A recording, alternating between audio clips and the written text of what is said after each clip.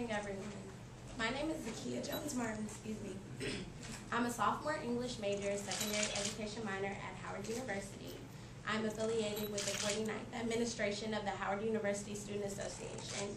I'm also affiliated with the Howard Student Campaign for Healthcare Reform, Any Other Options, and the Howard chapter of the NAACP. My purpose here today is to shed some light on my experience with the American healthcare system. A lot of times as young adults, we feel that we're invincible. We often feel that we're exempt from some of the tribulations that life brings. 2 weeks into my senior year of high school, that myth was challenged in a way that I never thought possible. While other people were making graduation plans and picking out prom dresses, I was making memorial arrangements for my mother. My mother, Tracy Jones, courageously battled cancer for 7 years. In addition to battling cancer, she also battled the American healthcare system. When I was in 6th grade, my mother was diagnosed with cancer. Her cancer was a stage 3, with 5 being the most severe case of cancer that there is. She immediately began radiation and chemotherapy, 8 weeks of radiation and chemotherapy to prepare for her surgery. She underwent a bilateral mastectomy, which means that both of her breasts were removed and all the lymph nodes on her left side were also removed.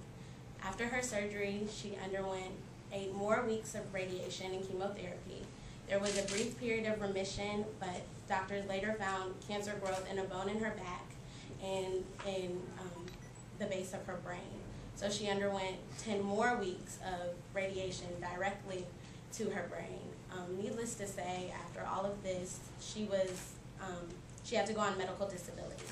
And at this time, she was informed that her insurance that she had through her job would be terminated in 18 months. At this time, we looked for insurance. Of course, no one would accept her. She had a pre-existing condition, cancer. They cut many of her vital treatments, already stressful and overwhelming treatments were drawn out for paperwork and for processes. She felt apprehensive about going to the doctor without insurance because she felt that she was treated as second class. Her only other option was Medicare. So on August 22nd, 2007, we entered the hospital for what would be the last time, my mother, my grandmother, and I. It was about 2 a.m. when we entered the hospital. She didn't get a room until 12 o'clock p.m.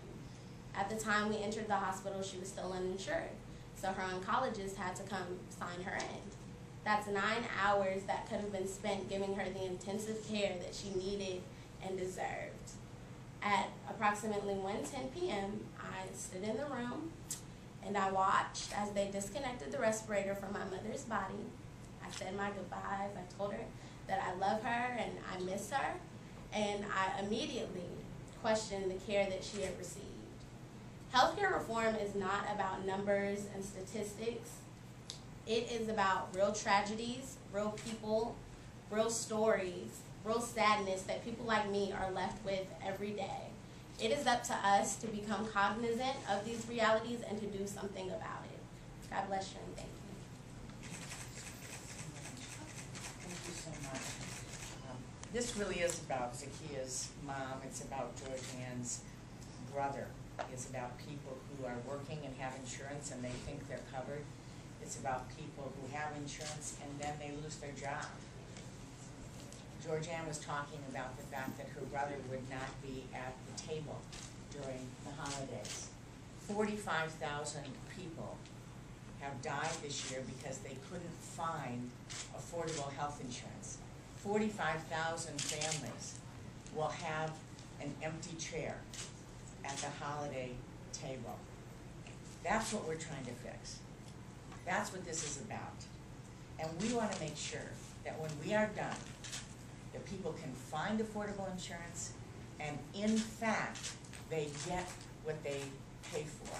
And if they, unfortunately, find themselves in a situation where they get cancer, where they have some other medical problem, that they will be able to continue to find affordable insurance.